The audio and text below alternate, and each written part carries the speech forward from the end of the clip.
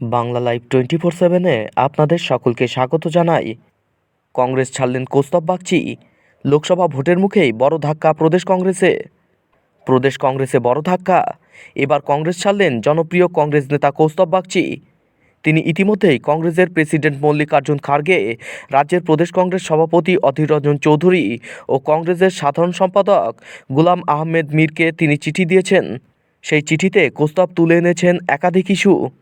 তিনি লিখেছেন, কংগ্রেস আত্মধ্বংসের পথে এগিয়ে চলেছে।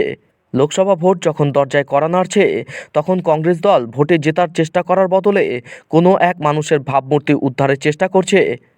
পাশাপাশি অভিযোগ, কংগ্রেসের শীর্ষ নেতৃত্ব কখনোই প্রদেশ কংগ্রেসের উপস্থিতির কথা স্বীকার করছে না, বরং তৃণমূল কংগ্রেসকেই একটি অংশ হিসেবে কল্পনা করছে, যেটা ঠিক নয়।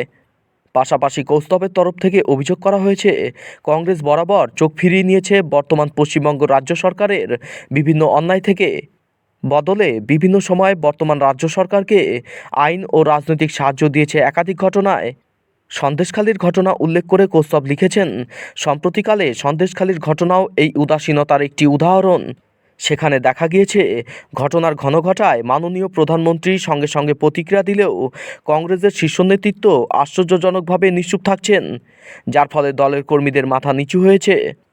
শেষে জোট নিয়ে কৌস্তব লিখেছেন, তৃণমূলের সঙ্গে জোট তৈরি করা নিয়ে শীর্ষ নেতৃত্বকে বলবো, এই জোটের মাধ্যমে দলের সৎ ও সাধারণ কর্মীদের প্রতি বিশ্বাসঘাতকতা করা হবে।